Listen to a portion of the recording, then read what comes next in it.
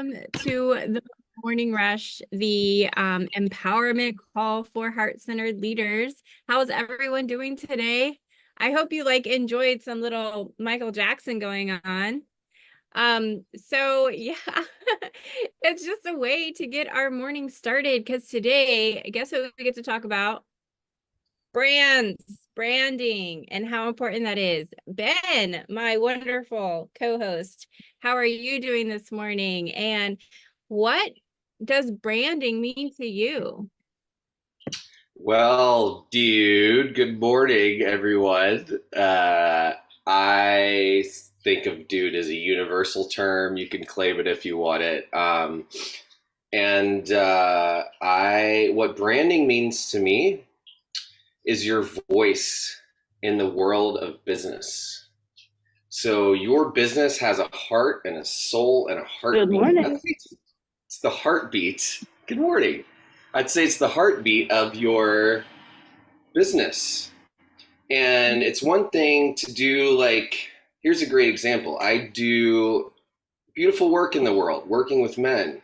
But if people don't know, or it's not memorable, or there's not something that they can give away, like, what's that thing that Ben works with the guys? What's the name of that?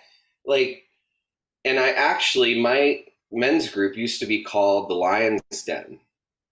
And I started listening for what's needed and wanted and realizing one of the key distinctions I was missing in my life and a lot of men were missing is a sense of humor.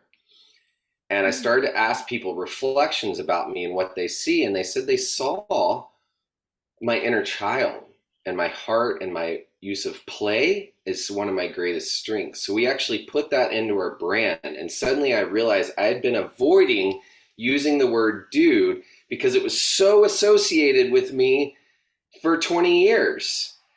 And then it hit me, dude, this is your brand. Own it. Um, Yeah. and it's repeatable, right? And Mhm. it's easy to remember. And it says who I'm working with. So I think it's part of it is about the heartbeat. And Yeah. Money Coach Chris, you've had a beautiful turn, in just how you found your name. And I'm curious, what the brand means for you.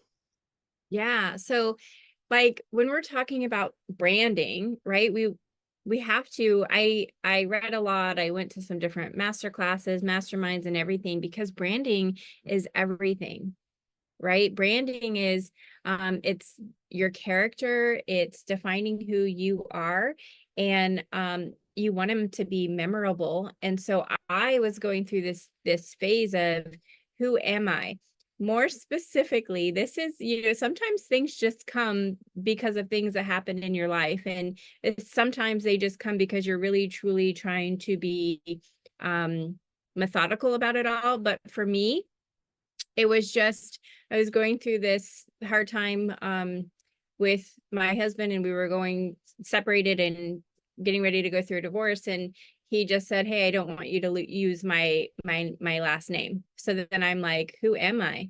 So I had to figure out, well, then how do I show up in the world if I'm not Christina Rodriguez? And at that time, my brand was CARR, Karr, which was Christina and Ronnie Rodriguez. So all of our businesses, all of our brand, all of our images were he and I together. So then I had to figure out what characteristics are me. How do I define me?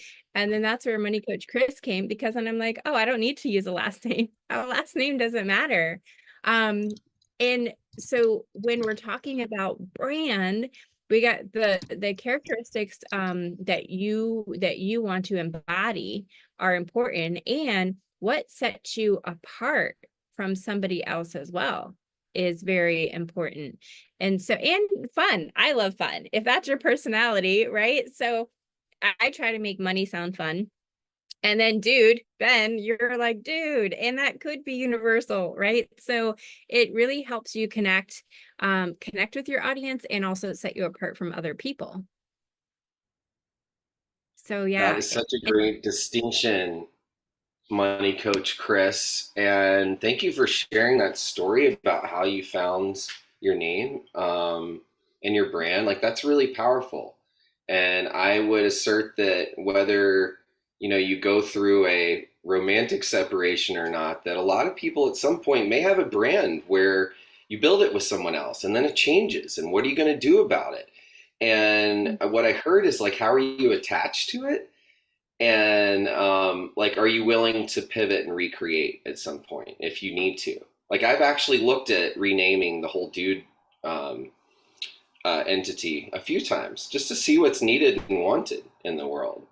And so, are you willing to pivot if those things happen? So, thank you for bringing up like a moment of challenge too, because we forget that. Like, oh, it's just easy. I can create anything, and maybe you find your brand and you realize it's already taken. Someone has it out in the world, right? That happens a lot too. With band names, oh my God, and anything you can choose, right? So you can get really creative about it. There's some humans with exceptional brands here, and before we go into the breakout room, Ruthie Harris, are you able to share with us for a minute about branding and what branding means to you? I know you've been working really hard on your brand. Good morning. Yes. So this is a lot of what I do for people out there. And Well, so glad you shared. Let's go. yeah, so when I have people come to the studio, a lot of what I try to get them to see is their identity, their voice, and like their like the experience of what it is that they're trying to put out to the world.